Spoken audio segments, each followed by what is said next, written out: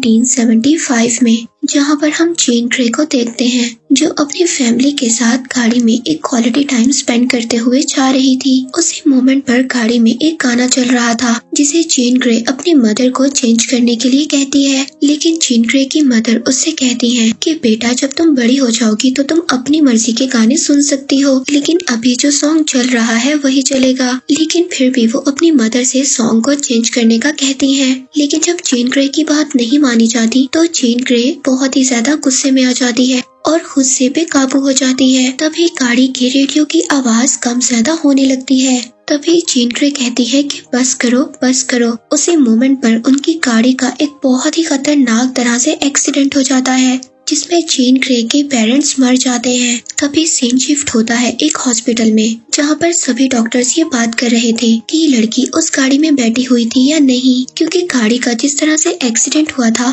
इसको बहुत ही ज्यादा इंजरीज होनी चाहिए थी, लेकिन जीन ग्रे बिल्कुल भी इंजर्ड नहीं हुई थी। तभी डॉक्टर कहते हैं कि हमें इस बारे में कुछ नहीं पता, लेकिन ये लड़की उस गाड़ी में जरूर थी। उसी मोमेंट पर हॉस्पिटल में एंट्री होती है चार्ल्स जेवियर की। वो आकर जीन से बातें करने लगता है। जीन उससे पूछती है कि मेरे पेरेंट्स कहाँ पर हैं। चार्ल्स उसको बताता है कि कार के एक्सीडेंट की वजह से तुम्हारे पेरेंट्स की डेथ हो गई। जीन ग्रे उससे पूछती है कि अब मेरा क्या होगा। चार्ल्स जीन ग्रे को कहता है कि तुम मेरे साथ रहोगी। हमारा एक स्कूल है जहाँ पर तुम्हारे जैसे और भी बच्चे हैं, तुम वहाँ पर जाकर उनके साथ रहोगी। लेकिन जीन ग्रे उसको मना कर देती है और कहती है कि मैं तुम्हारे साथ नहीं जाना चाहती। तभी चार्ल्स उसको अपनी पॉकेट से एक पेन निकाल कर देता है। वो उसको कहता है कि ये मेरी तरफ से तुम्हारे लिए एक गिफ्ट है, इसको रख लो। जीन ग्रे उसको कहती है कि मैं इस तोहफे का तुम्हारे क्या करूँगी। वो जीन ग्रे को कहता है कि इस पेन से या तो तुम एक बहुत ही प्यारी ड्राइंग कर सकती हो या फिर इससे किसी की आँख पर अटैक कर कर उसकी आँख को बाहर निकाल सकती हो, और ये डिपेंड करता है तुम्हारे ऊपर कि तुम इस पेन को किस तरह से यूज करोगी।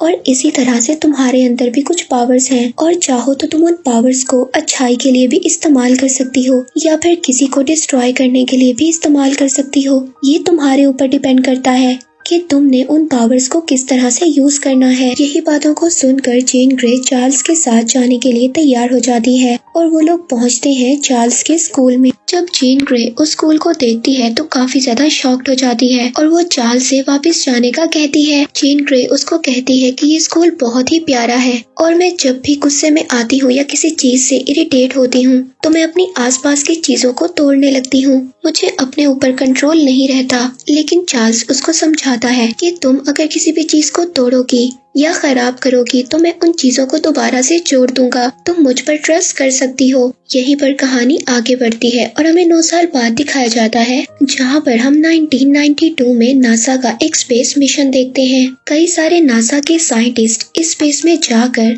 एक सैटेलाइट को एस्टेब्लिश करना चाहते थे, लेकिन एक मोमेंट पर उनका स्पेसशिप बंद हो जाता है। तभी उनके प्रेसिडेंट कॉल करते हैं चार्ल्स जेवियर को, जो कि एक्समैन के नाम से काफी ज्यादा फेमस थे। वहाँ के प्रेसिडेंट चार्ल्स को बताते हैं कि हमारा एक मिशन जो स्पेस पर होने वाला था वहाँ पर बहुत ज्यादा लोग खतरे में हैं और उनकी तरफ कुछ सोलर वेव्स आ रही हैं जो बहुत ही बड़े खतरे का बाइस बन सकती हैं। अब चार्ल्स उनको कहते हैं कि प्रेसिडेंट ये काम आप हम पर छोड़ दें, हम सब मिलकर इस काम को ठीक कर देंगे। अब चार्ल्स जेवियर अपने आदमी को ये सब कुछ बताते हैं और इसके बाद हमें दिखाई जाती है एक्समैन की टीम।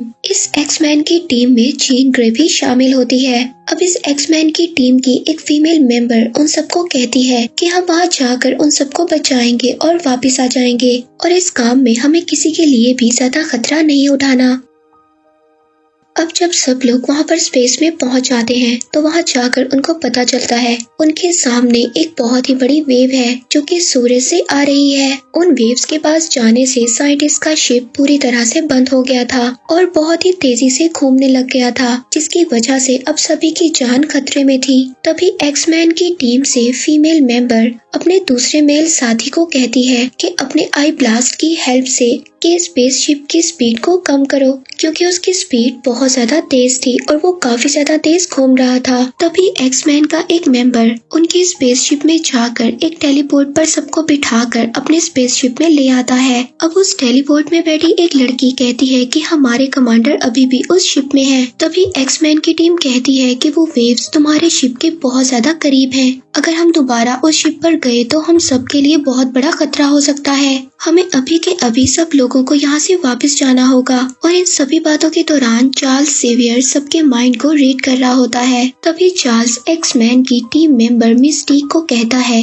कि ये काम जीन ग्रे कर सकती है। ऐसा कोई काम भी नहीं है जो जीन ग्रे के लिए इम्पॉसिबल हो। तभी जीन ग्रे उस शिप में जाकर कमांडर को बचाने के लिए तैयार हो जाती है। अब जीन ग्रे कर्ट के जरिए उस स्पेस शिप में पहुंच जाती है कमांडर को बचाने के लिए। मिस्टीक जीन ग्रे को कहती है कि तुम्हारे पास सिर्फ 30 सेकंड है और तुम्हें जल्दी ये काम करना होगा। स्पेस में जब जीन ग्रे जाती है तो वहाँ पर उसको कमांडर नहीं मिलते और इसी मोमेंट में 20 सेकंड गुजर जाते हैं। और जैसे ही एक्स-मैन की टीम के मेंबर को कमांडर मिलते हैं तो वो वहाँ से लेकर उनको निकल जाता है। और अब सिर्फ 3 सेकंड बचे थे और जीन ग्रे उसी स्पेसशिप में रह गई थी और वो वेव्स भी शिप के बहुत ज्यादा करीब आ गई थी जो स्पेसशिप के इर्द गिर्द घूम रही थी। वो अब समा जाती है जीन ग्रे के अंदर और दूर से देखने पर ऐसा लगता है कि वहाँ पर कोई ब्लास्ट हुआ है और वो सभी ये समझते हैं कि जीन ग्रे मर चुकी है। लेकिन थोड़ी देर बाद जीन ग्रे बिल्कुल नॉर्मल होती है और वो स्पेस में फ्लोट कर रही होती है। तभी वहाँ पर एक्स-मैन का शिप आता है और जीन ग्रे को अपने साथ लेकर दोबारा अर्थ पर आ जाता है।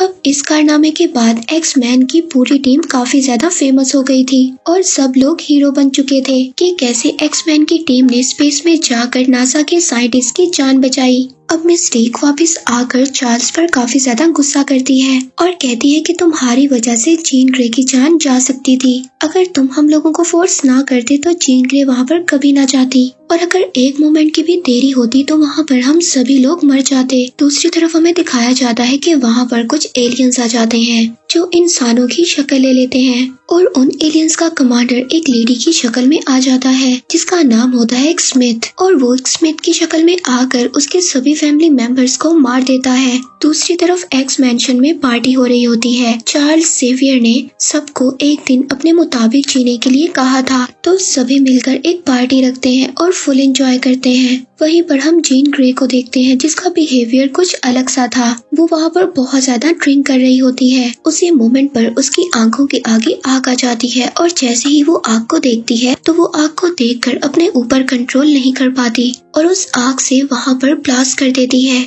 जिसकी वजह से वहाँ पर सब कुछ डिस्ट्रॉय हो जाता है। अब चार्ल्स उस जगह पर आ जाता है और वहाँ पर आकर वो जीन ग्रे को एक रूम में ले जाता है। चार्ल्स अब जीन ग्रे के माइंड को रीड करने की कोशिश करता है। वो ये पता करने की कोशिश करता है कि आखिरकार ये इंसिडेंट क्यों हुआ, लेकिन चार्ल्स जीन ग्रे के माइंड को सही तरह से रीड नहीं कर पाता। तभी जीन ग्रे भी उठ जाती है और वो अपने माइंड से चार्ल्स को जाने का कहती है। और यहाँ पर हमें पता चलता है जब जीन ग्रे छोटी थी उनकी कार का एक्सीडेंट हुआ था तो उस एक्सीडेंट में उसकी सिर्फ मदर की डेथ हुई थी। उसके फादर अभी भी जिंदा थे और उसके फादर ने चार्ल्स से हेल्प मांगी थी। उसके फादर को भी ये बात समझ नहीं आई थी कि जीन ग्रे के अंदर क्या है। वो इसकी पावर्स को कभी भी समझ नहीं पाए थे। उनको ये समझ नहीं आ रही थी कि जीन ग्रे इंसान है या फिर कोई एलियन। चार्ल्स ने जीन ग्रे को उसके फादर से ले लिया था। अब इसके बारे में जीन को कभी भी पता ना चले, इसलिए चार्ल्स ने जीन के माइंड में कुछ दीवारों को खड़ा किया था जो जीन ग्रे की इन सब मेमोरीज को रोका करती थी। लेकिन जब से वो फिनिक्स की पावर जीन ग्रे के अंदर गई थी उसकी मेमोरीज की एबिलिटी काफी ज्यादा बढ़ गई थी। जीन ग्रे जो कि माइंड टेलीपैथिक पावर्स को भी कंट्रोल कर सकती थी, वो पावर्स भी अब काफी ज्यादा स्ट्रॉन्ग हो चुकी थी। चार्ल्स अपनी फुल पावर का इस्तेमाल करता है लेकिन फिर भी वो जीन ग्रे के माइंड को रीड नहीं कर पाता और उसको जीन ग्रे के माइंड से बाहर निकलना पड़ता है। और जब वो लोग सुबह उठते हैं तो एक आदमी चार्ल्स को आकर बताता है कि जीन ग्रे स्कूल में नहीं है। चार्ल्स कहता है कि मुझे पता है कि जीन ग्रे कहाँ गई है। यहीं पर सीन शिफ्ट होता है जीन पर जो अपने फादर के पास पहुँच गई थी।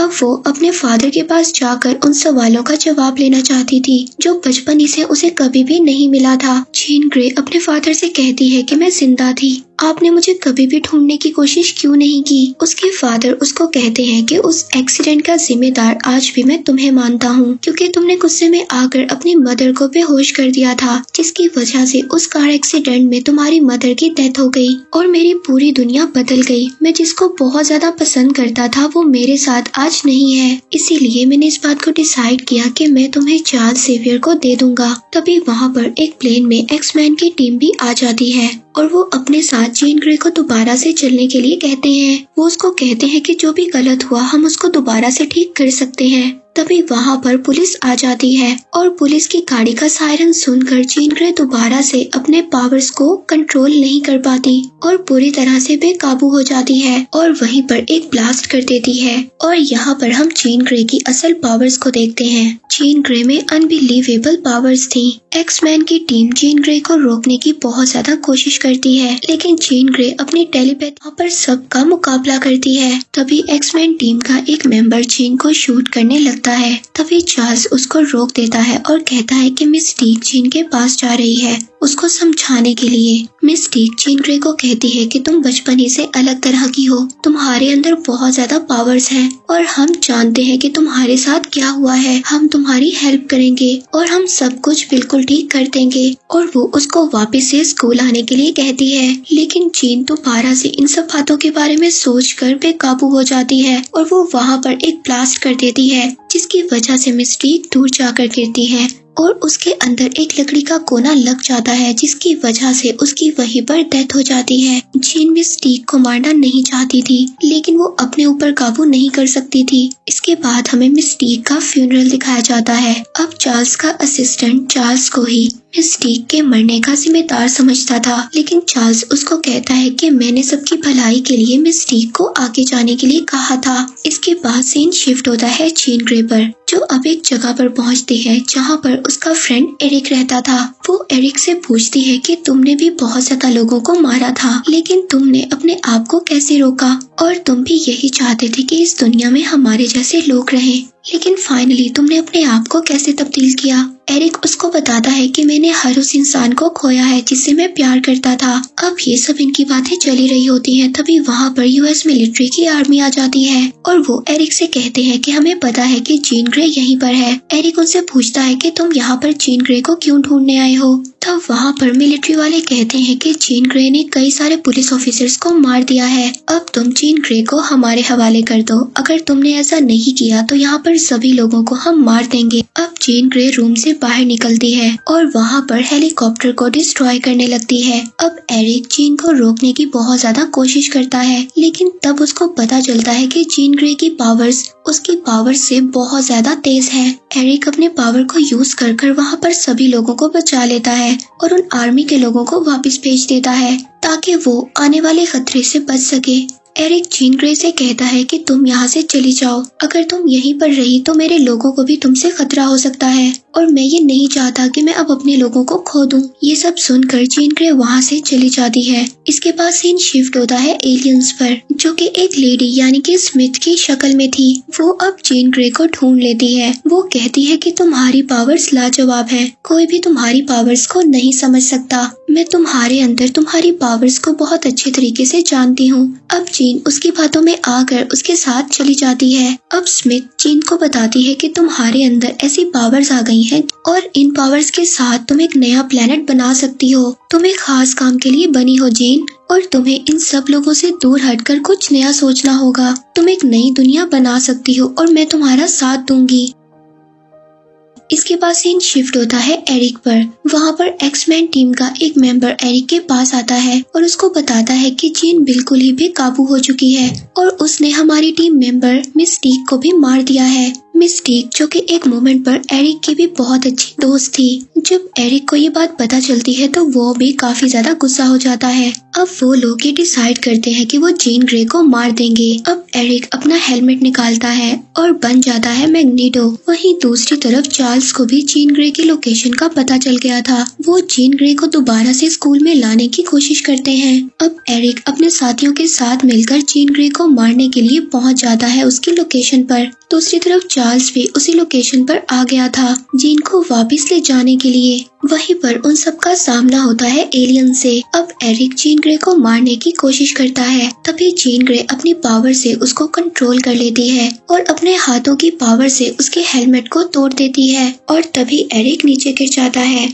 उसी मोमेंट पर चार्ल्स भी आ जाता है। वो जीन के माइंड में जाकर उसको रोकने की कोशिश करता है, लेकिन तभी उसको पता चलता है कि जीन ग्रे बहुत ही ज्यादा पावरफुल हो चुकी है और मेरी पावर्स उसकी पावर्स के आगे कुछ भी नहीं है। चार्ल्स जीन ग्रे को कहता है कि अगर मैं तुम्हारे माइंड में नहीं जा सकता तो तुम मेरे माइंड में जा सकती हो और आकर देखो, तुम्हें पता चले कि उस वक्त कौन गलत था और कौन सही था, कि तुम्हारे फादर ने तुम्हारे साथ क्या किया और मैंने तुम्हारे साथ क्या किया। अब जीन जब चार्ल्स के माइंड को रीड करने लगती है तो उसको पता चलता है कि वो चार्ल्स ही था जिसने बचपन में उसको सहारा दिया था और उसकी पावर्स को कंट्रोल करने में उसकी हेल्प की थी। और ये वही मोमेंट था जब चार्ल्स ने कहा था, ये गिफ्ट है जो तुम्हें गॉड की तरफ से मिला है और इस गिफ्ट को चाहो तो तुम लोगों की भलाई के लिए इस्तेमाल कर सकती हो या फिर लोगों को डिस्ट्रॉय करने के लिए इस्तेमाल कर सकती हो। जब जीन ग्रे को ये बात समझ आती है तो वो स्मिथ से कहती है कि मुझे ये पावर्स नहीं चाहिए, ये सभी पावर्स तुम ले लो। लेकिन जीन को ये नहीं पता था कि ये एक एलियन है। अब स्मिथ जीन ग्रे की पावर को लेने लगती है,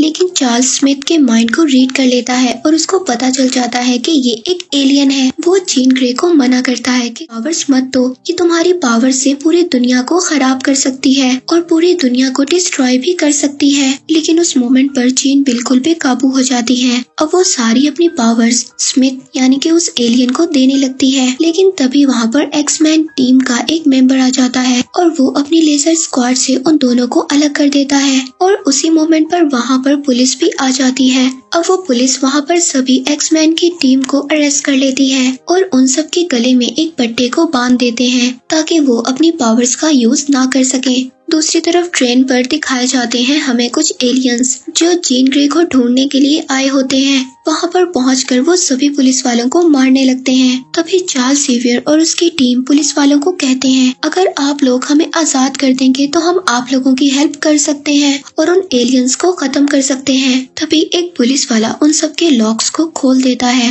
अब यहाँ पर एक्समैन की टीम उन एलियंस का मुकाबला करती है। दूसरी तरफ चार्ल्स जीन ग्रे के माइंड में जाकर उसको कहता है कि ये एलियंस तुम्हारी पावर को लेना चाहते हैं और अगर तुम्हारी पावर्स इनके पास चली गई तो ये पूरी दुनिया को डिस्ट्रॉय कर देंगे। तभी यहाँ पर चार्ल्स को जीन ग्रे की आवाज आती है कि हाँ, मैं अपनी टीम की हेल्प करने के लिए तैयार हूँ। हम देखते हैं जीन ग्रे को और वहाँ पर स्मिथ भी आ जाती है जिसके पास अब जीन ग्रे की भी पावर्स थी। वो वहाँ पर आकर सभी एक्समैन की टीम को हटाने लगती है अपने रास्ते से। तभी वहाँ पर जीन ग्रे भी जाग जाती है। वो सभी एक्समैन की टीम को बचाकर एक जगह पर ले आती है ताकि उनको किसी चीज का भी कोई खतरा ना हो। इसके बाद हमें स्मिथ और जीन ग्रे की फाइट को दिखाया जाता है। अब स्मिथ जीन ग्रे की पावर्स को लेने आई थी। अब जीन ग्रे स्मिथ को अपनी सारी पावर्स देने के लिए तैयार हो जाती है, लेकिन तभी स्मिथ को पता चलता है कि ये पावर्स बहुत ही ज्यादा तेज हैं, क्योंकि ये पावर्स बिल्कुल ही अजीब थी। अब जब उसको ये पावर्स ज्यादा लगती है तो वो अपने हाथ को पीछे हटाने की कोशिश करती है, लेकिन जीन ग्रे ऐसा नहीं करने देती। तभी हम देखते हैं कि इन पावर्स की वजह से उनके गिर्द एक सर्कल बन जाता है जो बहुत ही ज्यादा पावर का होता है। अब वो एलियन जीन ग्रे से कहती है कि अगर मैं मरी तो यहाँ पर बाकी सभी भी मर जाएंगे। अब जीन ग्रे इस बात को डिसाइड करती है कि वो अपने आप को सेक्रीफाइस कर देगी। जीन ग्रे अपने साथ स्मिथ को लेकर स्पेस में चली जाती है और अपनी पूरी फोर्स लगाकर स्मिथ को मार देती है। तभी स्पेस में दिखाया जाता है एक जोर से ब्लास्ट जो कि खत्म होता है एक डार्क फिनिक्स की रोशनी के साथ, और इसी के साथ ये सारी फाइट यहीं पर खत्म हो जाती है। इसके बाद हमें दिखाया जाता है चार्ल्स का स्कूल। अब उस स्कूल का नाम जीन ग्रे गिफ्टेड स्कूल रख दिया गया था। अब चार्ल्स भी उस स्कूल से रिटायर्ड हो गया था। अब वहाँ का नया प्रिंसिपल चार्ल्स का असिस्टेंट हैंक होता है। इसके बाद इस मूवी में हमें दिखाया जाता है चार्ल्स और एरिक जो कि बहुत पहले बहुत अच्छे दोस्त हुआ करते थे, लेकिन अपने माइंडसेट की वजह से वो लोग अलग हो गए और उन दोनों के रास्ते भी अलग हो चुके थे। तभी वो लास्ट चेस का मैच खेलते हैं और तभी हमें दिखाई जाती है आसमान में एक रोशनी जो कि ये बताती है कि जीन ग्रे अभी भी जिंदा है। और इसी के साथ ये मूवी यहीं पर एंड हो जाती है।